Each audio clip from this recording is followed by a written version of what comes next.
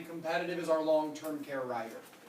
And you guys have access to a lot of different carriers on the WFG platform, and everyone knows that long-term care is the right market to be in today. Right? 70% of people who turn age 65 will have a qualifying long-term care event, but only 14% have coverage. And I think that's kind of a scary proposition, right? In the BPM room, you usually say, there's a stat I always think of, how many people turn 65 every single day in the US? 10,000. I mean, 7,000 of those people that turn 65 today will have a long-term care event. That comes out to about 2.5 million people throughout the year will turn 65 this year and are going to have a qualifying long-term care event. Last year in long-term care benefits, we paid out about $1.4 million in long-term care benefits per day. So we know this is something that people are going to need. And of those long-term care benefits that we pay out, I think part of the reason why people hesitate when it comes to purchasing long-term care is that you think it's kind of a use it or lose it benefit, right? And with the rider, it's not. It's an acceleration for my death benefit. You don't have to get sick in order to get value out of this. But I also think that people don't want to think about long-term care because they think about the really big diseases. I think about Alzheimer's. I think about dementia. I don't want to talk about that. I don't want to think about that. Our number one cause of claim. Anyone have an idea what our number one cause of claim would be in long-term care? Heart attack? No. Heart attack, a lot of people think, kind of close. So, Like a work injury. The number one cause of claim is arthritis. Number one cause of claim because it stops you from performing 2 out of the 6 activities of daily living. I'm able to stay in my home, right? But I can't dress and move myself. I can't bathe and dress myself in the morning. I can't perform the 6 activities of daily living. So it's not always the Alzheimer's, the dementia, the Parkinson's. Sometimes it's something as simple as, as you live a longer life than any generation has ever lived, it's not always a healthier life. And when you're 90 years old, you might have arthritis and you might be completely fine to stay in your home, but you need a little bit of extra assistance. Does that make sense? Yeah. So I love that we can offer the long-term care rider. There's 2 different things that separates Transamerica from an LTC standpoint. So the 2 things to remember, number 1 is that we pay indemnity-style benefits. And so what that means is if I have a $500,000 policy, I can accelerate 2% of that per month. That's $10,000 per month. I need to go on claim. I need to be unable to perform 2 of the 6 activities of daily living for a period of 90 days. And it's 90 days where care is required. Not 90 calendar days, 90 days where care is required. Once I eliminate that, Transamerica is going to ask that you send us a receipt that shows that you are sick and on claim, that you need help performing those 6 activities of daily living. And if you send us a receipt and it says for this month, for this April, it was $2,000 for my long-term care services, I had someone come into my home and help me out, if you show us the receipt that says it was $2,000, we will still give you the full 2% of your death benefit. And we pay it directly to the client. We don't reimburse the caregiver, we pay it to the client directly and we tell them spend this money however you see fit. So it's indemnity-style benefits. Yes, we still need to see a receipt, but the value on the receipt does not change the amount of money that my client will receive. Yes, sir? Do I-10 clients qualify for this? No. So if this would only be for permanent residents. So the I-10 clients are life only, no living benefits, no long-term care. Yep, good question. Another one to point out, we cannot pay long-term care claims internationally. And there are companies nationwide can. So if your client says, hey, my priority is to retire in China, I want to retire in the Philippines, you know what, if you're looking for a long-term care solution for that right now, we're not the best fit. I'm glad that there's another company that can, but let's be upfront about it. You have to be in the US in order to take these long-term care claims. Yes? Well, when I was looking at doing some research, is Transamerica the one where they have to, do you guys have, when it comes to long-term care claims, aren't you guys the ones that have like a special little department that's set aside to kind of like help people navigate through? Oh yeah. Yes, I mean, like I said, because we do so much in long-term care benefits, it's LTCG is what we call this group, but it's our long-term care division, yes. Yeah, and then you guys are willing to, yeah, I like that, cause when you guys were talking about the benefits, it was, you guys have set aside a special group of people to deal with and help our clients that get in the situation and others don't. We've been doing long-term care for 30 years. And we do standalone long-term care, we do long-term care as the rider, and so this is a very big part of our business. It's not something that we just decided to come out with or anything like that. It's been an integral part of our business for the last 30 years. Yes, sir? So after those 90 days, where you can show that care was administered? Yep. Will it pay out for those past 90 days or going forward? Going forward. Going forward. Yep. So during the first 90 days, the insured would be subject to kind of their own costs. Okay. Yep, good question. Yes. Can you clarify the 90-day elimination again, please? Yeah, so it's 90 days where care is required. So maybe I have someone coming to my home to help me Monday through Friday, but then on Saturday and Sunday I've got family members that come by and I really don't need any help on Saturdays and Sundays. Okay. I wouldn't eliminate 7 days per week, I would only eliminate 5 days per week because I only need help 5 days out of the week. Basically, the professional medical care is Yep. the what's counted. Yep, it's gotta be a licensed caregiver. Yep. So then two questions. So when the person finally is on long-term care, based on the indemnity, they could pay also their relative, if the relative was helping to take care of them on that 6th and 7th day. It has to be a license, though. Well, the most important part though is that's just on the 6th and 7th day, right? So as Right. long as days 1 through 5 is a licensed caregiver, Right. and the insured says, you know, for you helping me out, I'm gonna pay you. Yeah. Sure. But we've got to see that there is a licensed caregiver at some point. Got it. If it was only the relative, that wouldn't qualify. Yep. Okay, second question. So are we able to pay long-term care benefits to people who are American citizens living in Mexico No. as long as they have a bank account in the United States? No. We need them to be in the US for the claim. Yep. Now, do I think eventually we'll get there? Yes, absolutely, it's the direction everything's going, but right now, by the letter of the law, no. We would need them to be here in the US to file the claim, Thank you. during claim, through the whole process. Yes, ma'am? So in regards to the 90 days, will you count if that care is provided from one of the government agencies like in-home supportive care, where those people are actually paid, Is not lo- by the client themselves No, directly? no, it needs to be costs incurred for the client. So if it's some sort of government benefit, then that would not qualify it. Yep. Good Yes, question. sir. How about if the person's a US citizen, but they live, let's say, in Mexico or something like that? Nope, you gotta have them here in the They have US to Be residing in the United for States. the claim. Okay. Yes, sir. Yes. So is it 90 calendar days or the actual 90 paid days. 90 days where Care. care is required So professionally. like 5 Paid. days, so it's gonna be longer than the actual 90 Yep, Yes. longer than 90 calendar days if you're taking weekends off or Right. something of that nature. Yep, good question. Yes, sir. Do US territories count, or does it have to be mainland US? I'm just asking. No, it's a great question. Like Puerto Rico, Virgin Islands. That's a really good question. I don't know. Okay. Go ahead and email me that one and I can get you an answer. Great, thank you. Because I know you keep saying US, and it's a redundant It's a question. territory. No, it's a great But- question. US territory. Well, Washington DC would I- follow that too, wouldn't it? Washington DC, I'm certain you can. You know what? I wanna lean yes, but I don't know. So let me find out about that. That's a great question. Thank you. Fantastic. And just as a reminder, when you're talking about the indemnity style, the client, when they're on a long-term care claim, they turn in the receipts, which just kind of shows, here's some receipts, I'm still under care. Yeah. But the money that you reimburse them for their monthly amount is not based on the receipts that they submit, it's based on the 2%. The 2% of your death Okay. benefit, So absolutely. you Yep. get it 10 no matter what. Yep. Yep, and so that's why it is indemnity style. And now sometimes people think, well, indemnity means no receipts at all. No, indemnity means whatever the number of cost incurred was does not impact the money that you receive.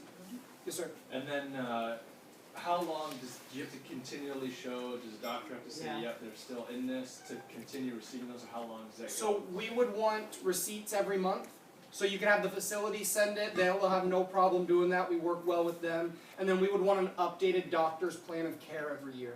So as far as you go to the doctor says, you know, you're still having some trouble, you still need a little bit of help, we would want an updated plan of care. And then at the time that it stops, it's like they've gotten better, whatever. Yeah. They can do this now, they're healed, whatever it is. Wherever the death benefit is left at from what's been taken, that stays as the death benefit. Sure. Yeah. Yep, absolutely.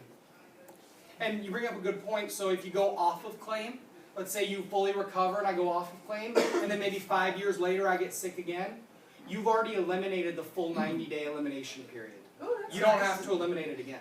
Oh. Even So if it's even if it's a different issue, even if it was a heart attack first and then arthritis next, you've already eliminated. You got to eliminate the 90-day elimination period once. Yep. Yes, How ma'am. about the paying of premiums?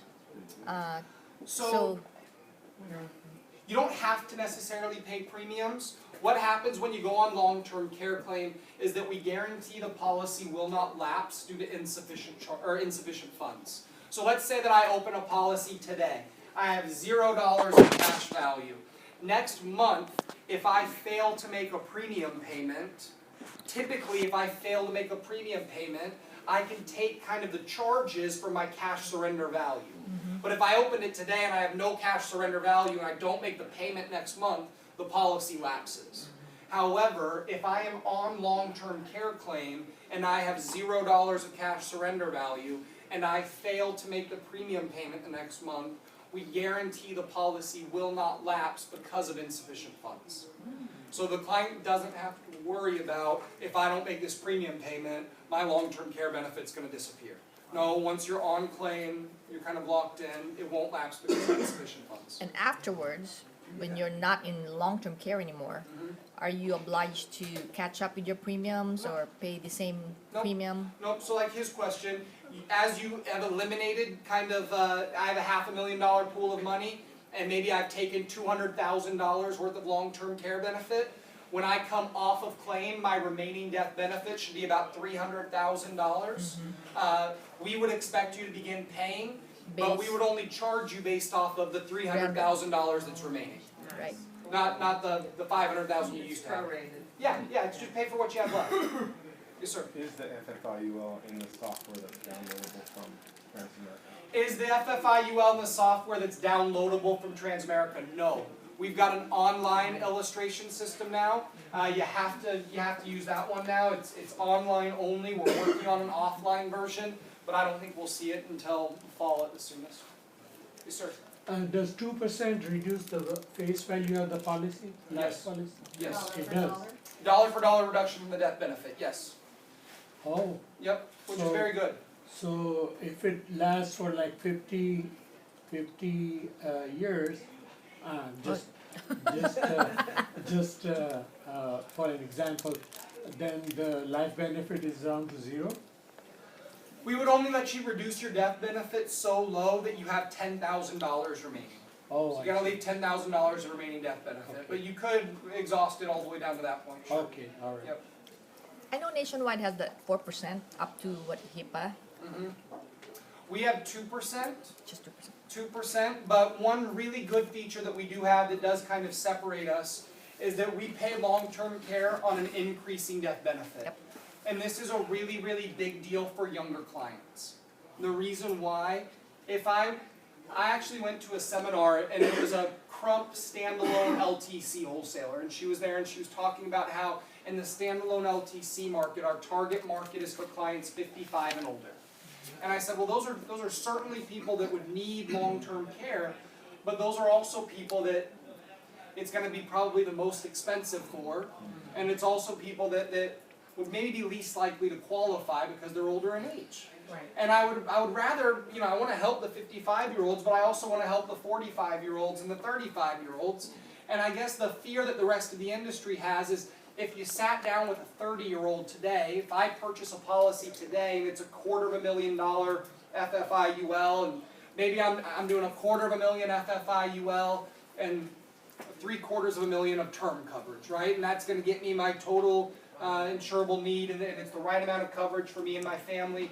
I would wanna add a long-term care rider today for a $250,000 policy, because if you told me that I could get $5,000 per month, I'd say that's great. I mean, right now, I've got a small condo, and that makes the mortgage payment and my car payment, and I can get the care that I need. $5,000 a month is plenty. But I don't want this to just be the right policy for when I'm 30. I want it to be right when I'm 30, but also when I'm 50, and also when I'm 70. And when I'm 70 years old, 40 years from now, what does $5,000 a month really get me? Cheese. Not everything. Today it was everything. I hope it gets me more than cheese. I would say it's still $5,000 a month, so you'd still take it. But today it was everything. And 40 years from now it won't be. And so we're one of 2 companies in the United States. It's Transamerica and AXA are the only 2 companies. When you have an increasing death benefit, your long-term care pool of money increases with that death benefit. So as my death benefit grows and grows and grows, hopefully by the time I reach 70, my death benefit isn't $250,000, hopefully it's $600,000. And maybe I can access 2% of $600,000. But I kind of have inflation protection to a certain degree that's built into the policy, so you can have some confidence when you go to younger clients that, hey, you should qualify for this now, get the healthiest possible rating, and know that it'll still be valuable for you in the long run. Question there? Yeah, because so it's just you and AXA. Okay, this is good to know. Because like I said, with Transamerica, you have to try and figure out when might you use it and how much coverage do you need. So I like this, because the nationwide, well, and I guess it comes down to it, like if you've got young and if they're not gonna be out of the country when they retire, then. Everyone kind of has their different niches that they fit, and so we're really good at the increasing death benefit for the younger clients, and I think it's something that maybe that's a market that's a little overlooked on the long-term care side, and especially as you talk to people who are maybe taking care of their own loved ones, and they say, wow, I'd really like to get out ahead of this so I don't put this kind of responsibility on my own family. This can be a good first step to take. To add the long-term care rider, it increases the premium by 8 to 10%. I mean, it's never too much. The other thing then is, don't market FFIUL with a minimum premium. They should always substantially raise that, because then your cash accumulation account will We should never do won't end that. up We with should such never a do small minimum. amount of actual death benefit for your estate, because as this said, base policy is changed to the level death benefit. Now, if your long-term care is eating into the death benefit, that leaves less and less and less for your estate. So overfund the policy. Always, the more you overfund, the better. Always. So lower the face to get more into the cash accumulation. Yes, the more you can overfund, the happier the client will be. Especially when they call you up, Carol, 3 years from now, and they say, hey, I need to miss a payment, and you say, well, you can skip a payment. Or I need to lower it. Well, good, you can cut it in half. That's a good answer to have. Yes, sir. Yeah. How does it apply to people that are U.S. citizens, but they travel vigorously? You know, they have to travel on business or pleasure or whatever, and they are months and months in Philippines, somewhere else. So they must be present in the U.S. at the time of getting the benefit? Yep, the whole time. Oh, the whole time. You're on a long-term care claim, you're not going to be a world traveler. Right? Unless a lot changes. You're not going on excursions to the Philippines or a safari or anything like that. You're going to be stationary in one place. You could do that. Yeah, maybe not a safari, but No. And prepare your client for, in order to claim, be in the U.S. for the whole entire time. all right. Yep. Yes. Can you choose the graded death benefit option at the time of application? Yes. Yeah, okay. Graded, yes. I'm not a big fan of it, but you can. Why aren't you?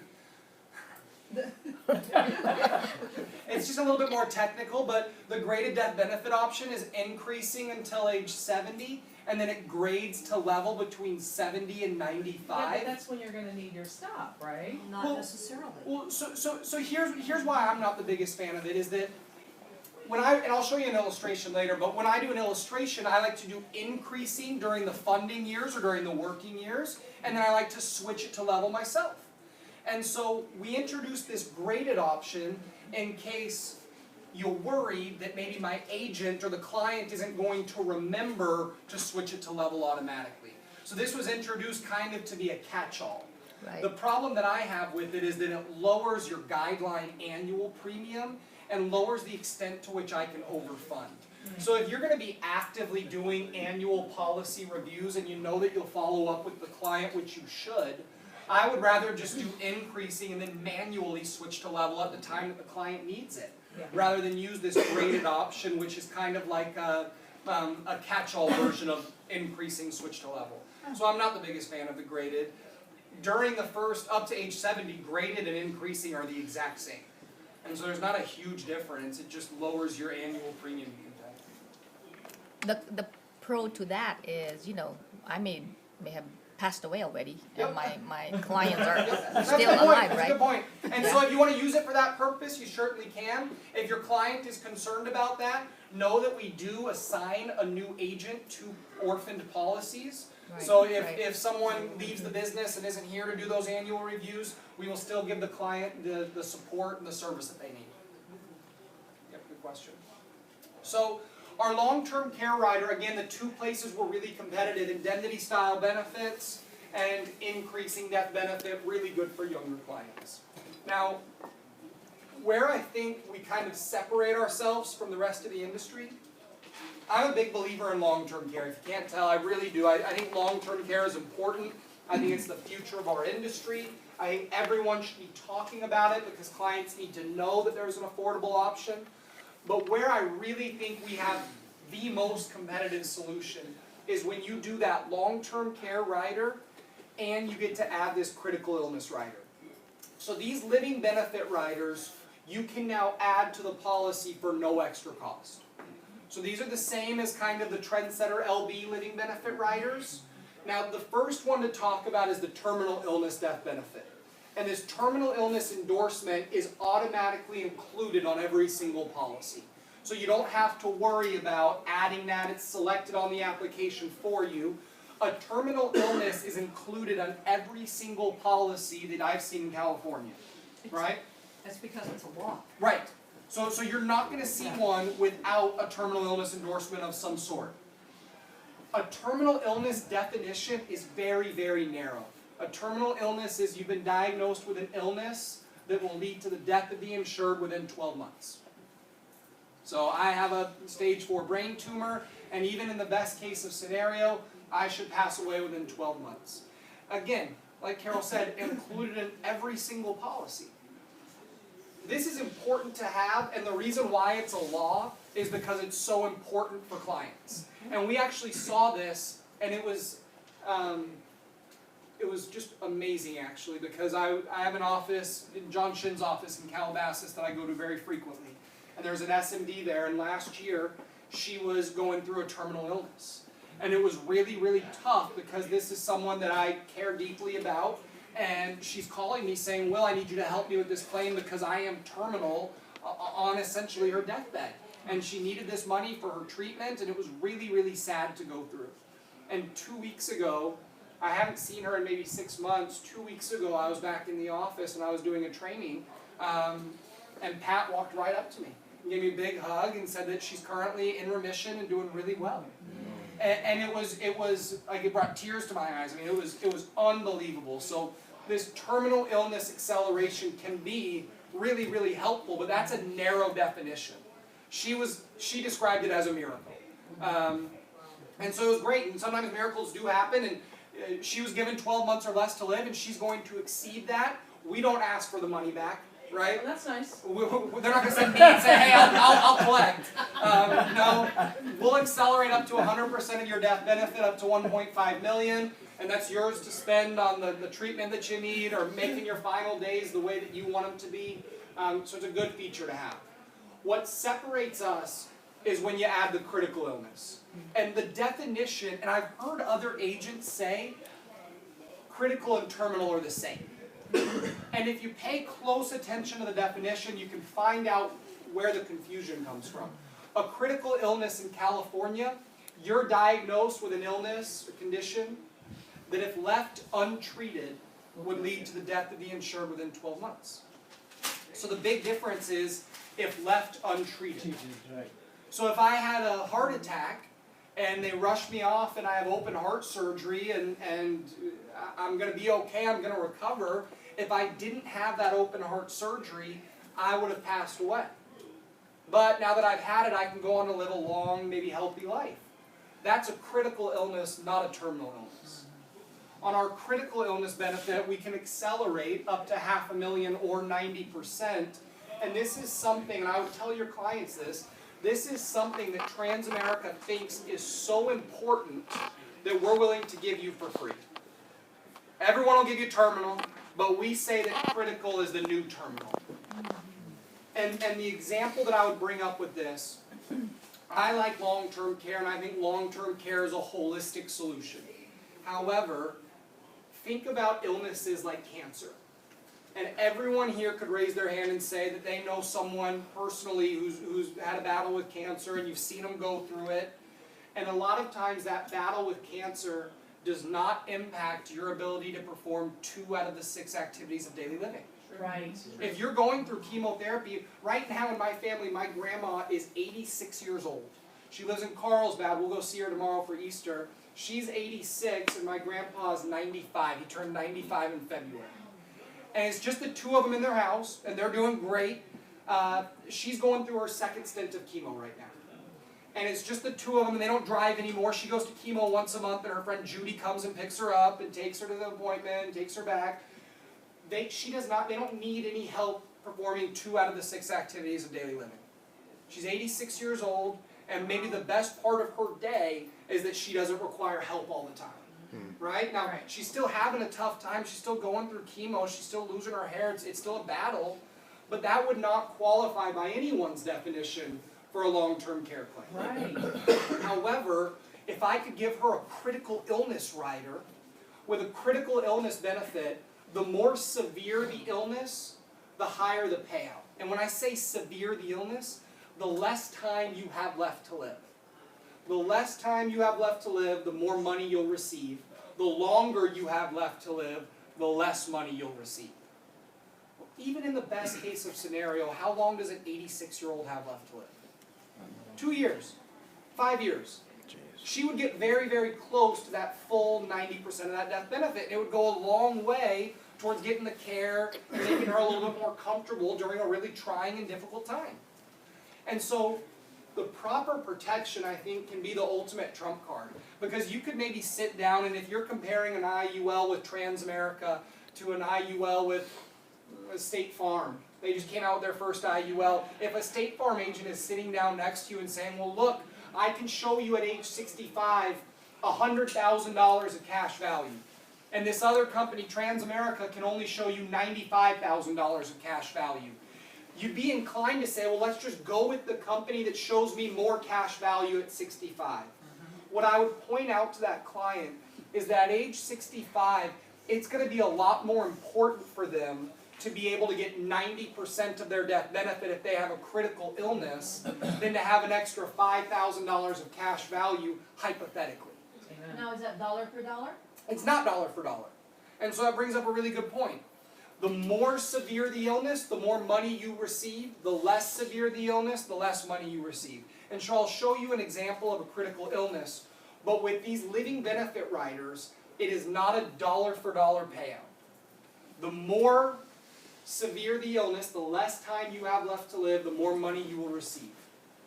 The longer you have left to live, the less time you'll Well, less money you'll receive. you guys, when it comes to going on claim, you guys lay all that out before Yep. someone goes, yes, I'll take the claim, so. That's just it. So we would come to you and we would say, look, you have a $500,000 death benefit. We're going to reduce your death benefit by 90%, and because of your life expectancy, you won't get the full $450,000, but you might get $350,000. And the client has the option of, yes, I'll accept that. No, I don't. I'd rather just have the full death benefit. Yes. Is it a lump sum, 90%, up to 90%? Yes. Oh. One-time payment. Yes, sir. Can you, overfund with a 1035 exchange? You can, yes. Yep. Any other questions on critical? So, the last one that I want to talk about is chronic. Yes, sir? Since it's not a death benefit, would the lump sum from a critical illness rider be taxed as income? So, your answer to that should be consult your tax advisor. WFG doesn't give tax advice. However, the tax advisors that I've talked to have said this should be income tax free, just like a death benefit. However, you want to stay away from that, just because it's going to kind of save you in the long run. Now, when it comes to these riders, again, they come for free. I think you're automatically going to get the terminal. I think everyone should get critical because it comes for free, but you must select it. So remember that going forward. I'm going to select the critical illness rider. It doesn't come automatically. Now, one of the decisions you need to make as the agent is, does my client want long-term care and critical, or do they want chronic and critical? Okay. You cannot have long-term care and chronic. I'm sorry, yeah, you cannot have long-term care and chronic. So I'm going to get critical and long-term care, or I'm going to get critical and chronic, but never long-term care and chronic. Does everyone follow that so far? The reason why long-term care and chronic are just too similar. They both involve being unable to perform 2 of the 6 activities of daily living. I would say that long-term care is a more comprehensive version of chronic, and the reason why is that it is a dollar-for-dollar reduction, whereas to a chronic illness is not a dollar-for-dollar reduction. A chronic illness depends on the severity of the illness, just like a critical illness. So imagine maybe that I break my back. If I break my back today, and I can't perform 2 of the 6 activities of daily living for 90 days, I could go on long-term care claim. However, if I had a chronic illness rider, they would ask me a second question. The second question is, how does your broken back impact your life expectancy? The less time you have left to live, the more money you'll get. The longer you have left to live, the less money you'll get. Well, at age 30 with a broken back, it might take me a year, but I'll fully recover. And it's not going to impact my life expectancy at all. So I would qualify for a long-term care claim. I would not qualify for a critical or for a chronic illness claim. Does that make sense? Yeah. So long-term care, it costs a little bit extra, but I think it gives you extra. I think it's more comprehensive. I'm going to talk about a critical illness payout just so you have some numbers to kind of reference, but the big difference is that with living benefit riders, it's not a dollar-for-dollar reduction. Your death benefit will go down by more than you receive. So there's a haircut. Is that chronic cost any different than chronic rider? No, it's free. Chronic and critical are free. They don't change the premium. They don't change the internal costs. You just have to put. You have to select them. So my plan A when I sit down with someone would be, let's talk about long-term care and the benefit that that brings. And if they say, Will, I like long-term care, great, you're getting long-term care and critical. But if they say, you know, I'm just not interested in long-term care. My family, your kids take care of you and that's how it is, and I don't care to have a long-term care policy.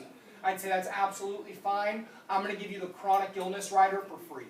And you're also getting the critical rider. So I'd rather have chronic than nothing. It comes for free, so why not add it? Yep. Yeah, it's better than nothing.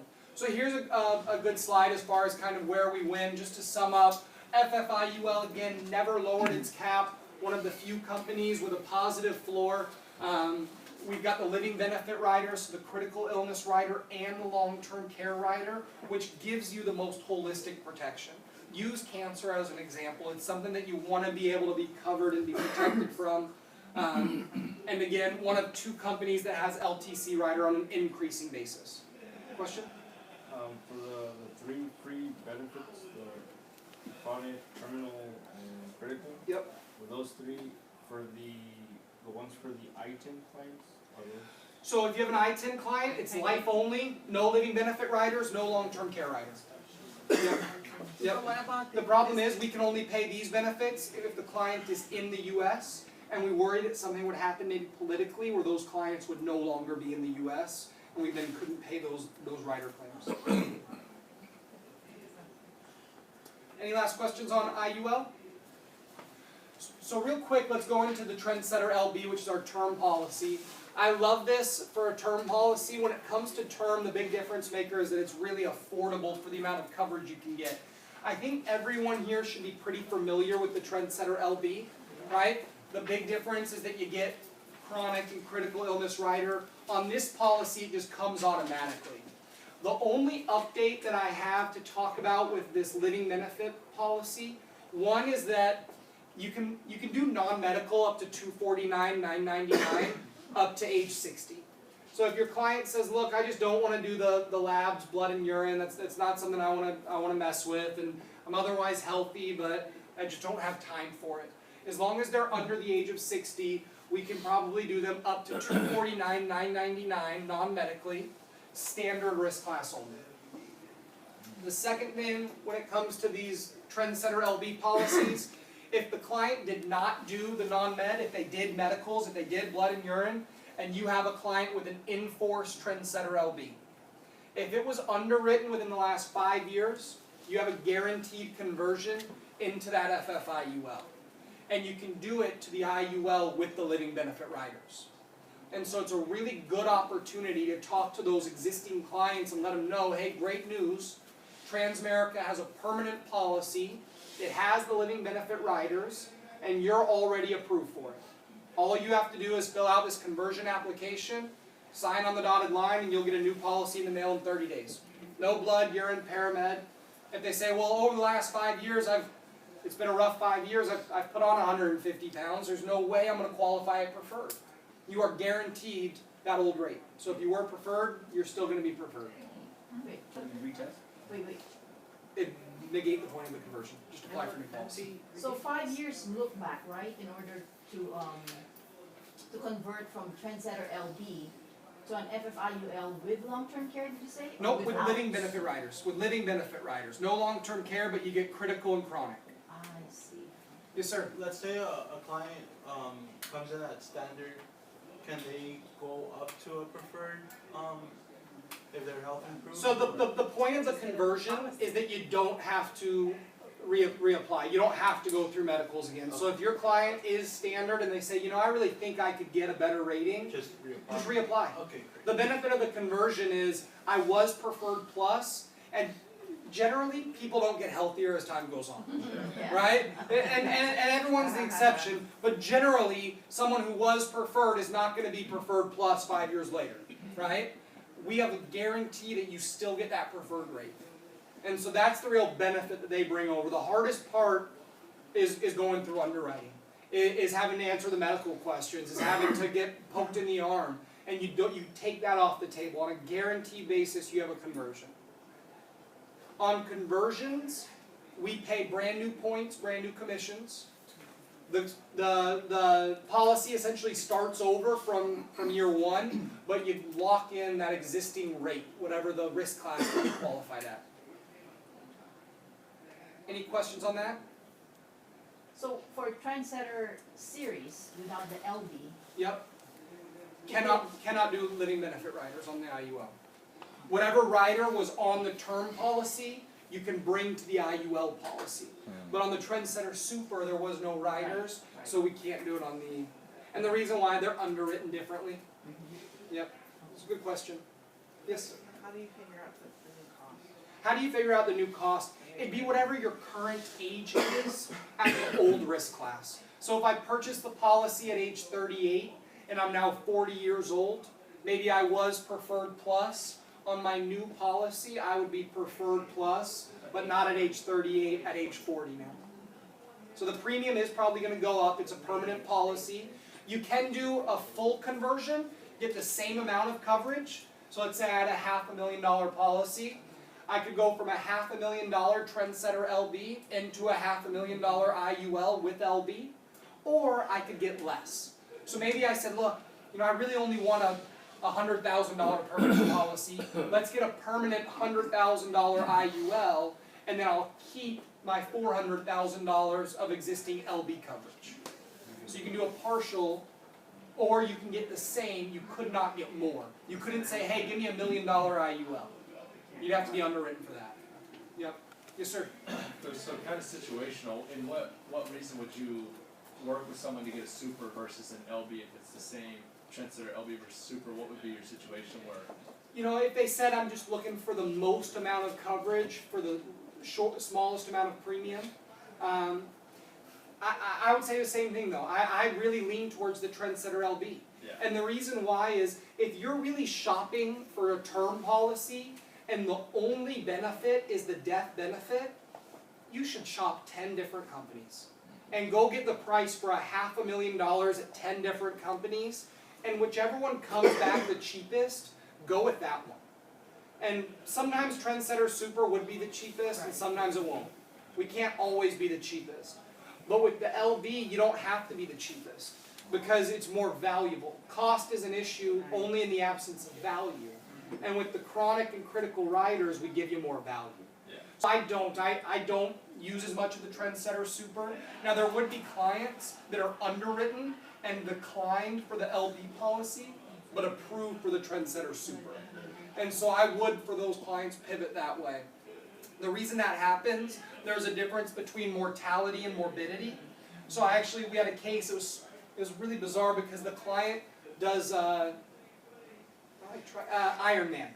So the Ironman competition is like a triathlon on steroids, where you run like a full marathon and then you swim for 10 miles and you bike like 100 miles. And he's like a champion at this and does these extreme ones. And so he is the picture of health, and it's his #1 concern is his health. And we declined him for the living benefits. And the agent called me and they said, Will, what are you doing? How could you decline the healthiest person I've ever met? And what they failed to tell us is that 6 months ago, he had a cortisone shot in his knee because he's been having some knee problems. And so he's still the picture of health. He's still like a 2% body fat. But there's a high likelihood that he might have knee surgery pretty soon. And if you have knee surgery, that could impact your ability to perform 2 of the 6 activities of daily living and then quickly go on a chronic illness claim. And so for those kinds of people, we would come back and say, look, you're declined for the living benefit riders, but we could get you the Trendsetter Super. And that's the scenario that I would use that policy. Any other questions on that? Just to show you, if your client is interested in being insured for any reason, apply now. You never know what they're gonna say yes to or no to, or how your stuff's gonna change. Well, there's never a convenient day for a stroke, is there? I guess not, no. I mean, you never really get to plan that out ahead of time and say, okay, on the 15th of next month, that's when I'll take that bullet. Yeah. No, you should get it now while you can because it's going to be a lifelong benefit. So when it comes to these living benefits, I like to think similarly, why would I not want the living benefits, right? It's pennies on the dollar more. It's 8 to 10% more expensive per month. So for a healthy 40-year-old at a $250,000 benefit, for her to get the LB policy versus the cheapest option we have is an extra $2.58 a month. And to me, that is well worth it. That justifies it to me. Now, when it comes to the payout, and this will be kind of the last thing I go over before we take questions, when it comes to the payout, you don't know how much money you will receive until you go on claim. We have to tell you how your life expectancy is impacted, how much time you have left to live. So this is an example where Eva has a significant heart attack, and she has a $250,000 death benefit. On the critical illness rider, her death benefit is going to go down by 90%. So her death benefit goes down from $250,000, it's reduced by $225,000, and her new remaining death benefit is $25,000. However, the amount that Eva will receive is $135,000 today. If she looks at that and she says, no, I want my full $250,000 policy still, I don't want your check for $135,000 right now, she could reject that payout and say, no, I don't want it, you guys keep that, and I'm going to keep this policy, and everything goes on like normal. The more severe her illness, the less time she has left to live, the higher this number will be. The longer she has left to live, the smaller that number will be. Does that make sense? Yeah. Now, if she was on this policy, she was paying $44.58 per month before taking this acceleration, she now, after taking this money, has a remaining death benefit of $25,000. Her premium will be adjusted proportionally. So she was paying $44 for $250,000. She'll now pay $4.44 for the remaining death benefit of $25,000.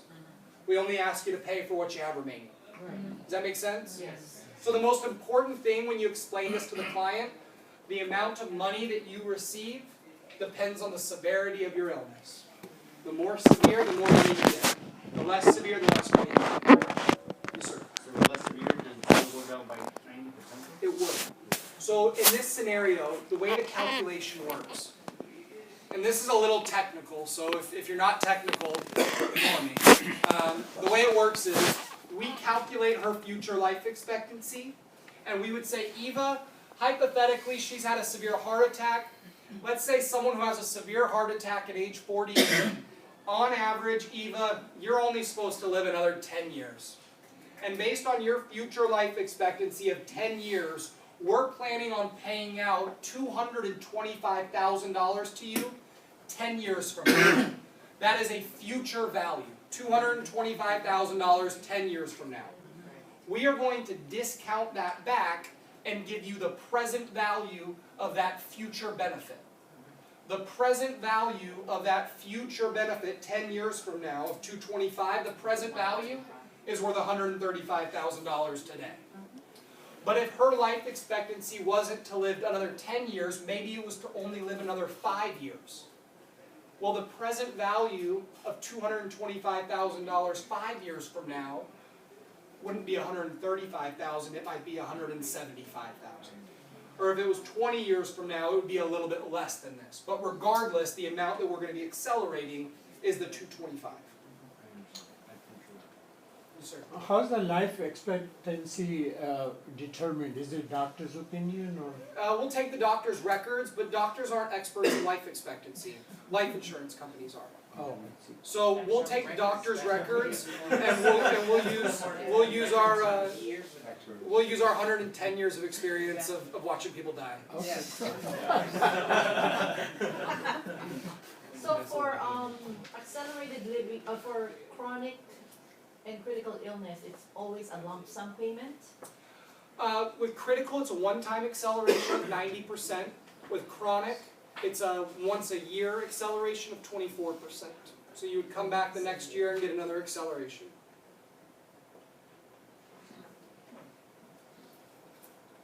And then for long-term care, it's 2% monthly. Yep.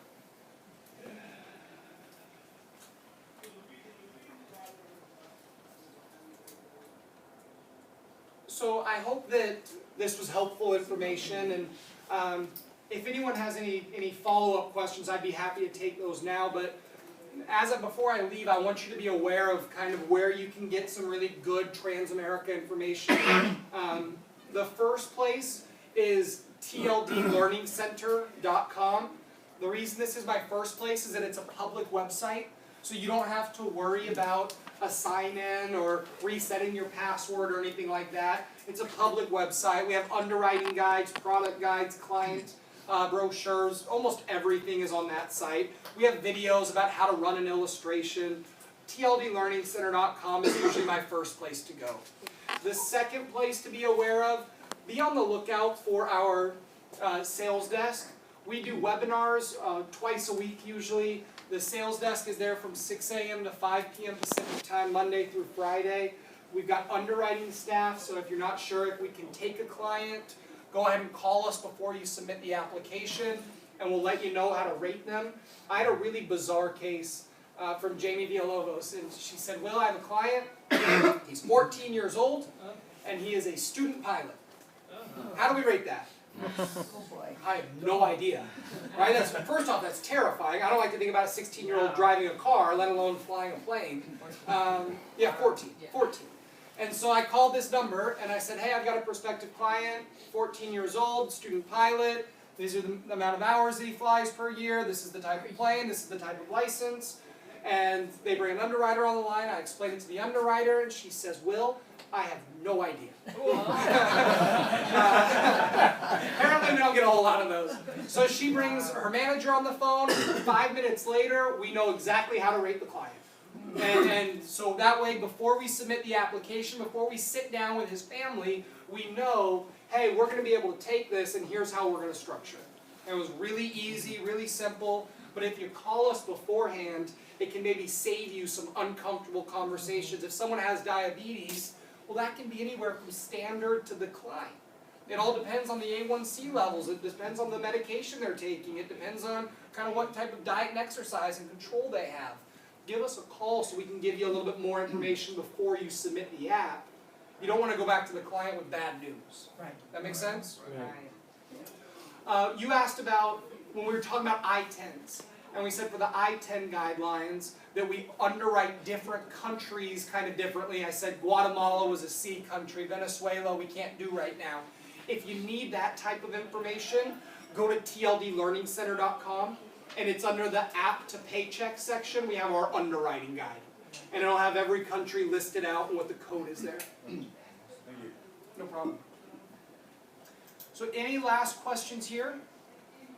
While we're on that subject, and we've really kind of expanded our underwriting guidelines recently, and the other area that we've improved, so we've got the I-10 guidelines, but we also now have an expanded high net worth foreign national market.